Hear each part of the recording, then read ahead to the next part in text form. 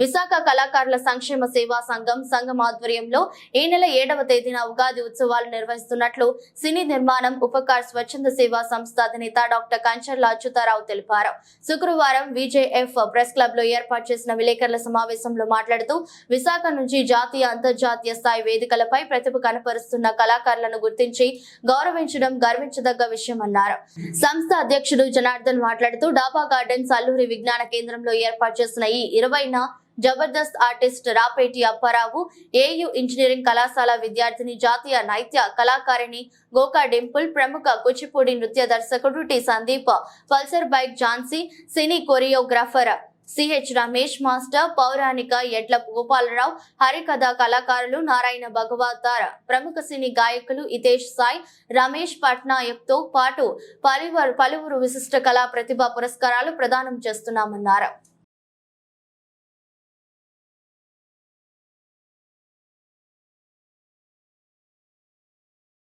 కళాకారులందరికీ నా హృదయపూర్వక నమస్కారం తెలియజేసుకుంటున్నాను. మరి ఈ విషయ కళాకారుల సంక్షేమ సేవా సంఘానికి ప్రతిసారి అంటే ఇయర్లో వాళ్ళు ఏ కార్యక్రమాలు చేసినా కళాకారులు అనగానే ఫస్ట్ మా ఉపకార్ చారిటబుల్ ట్రస్ట్ అనేది ముందుగా ఉంటుంది. మరి ఆ విధంగానే ఈ యొక్క సంవత్సరంలో కూడా ఈ ఉగాది విశిష్ట కళా ప్రతిభా పురస్కారాలు 2024 ఏవైతే ఉన్నాయో ఇవి మా సంస్థ ద్వారా చేయడం మాకెంతో ఆనందదాయకం. మరి కళలు లేకపోతే ఈరోజు మనకి పబ్లిక్లో ఎవరికి మనోల్లాసం అనేది ఉండదు.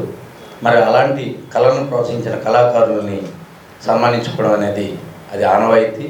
అది మనకందరికి కూడా వాళ్ళు మనకు ఎంతో ఉల్లాసాన్ని ఇచ్చేటప్పుడు సంవత్సరానికి ఒకసారైనా వాళ్ళని మనం సంస్కరించుకోవడం అనేది మన సాంప్రదాయంగా వస్తుంది. కాబట్టి ఈ ఉగాది పురస్కారాలకి ప్రతి చోట కూడా చాలా వాల్యుబుల్ పురస్కారం. అది ఉగాది పురస్కారం అనగానే జర్నలిస్టులు మెయిన్ చేసుకుంటారు.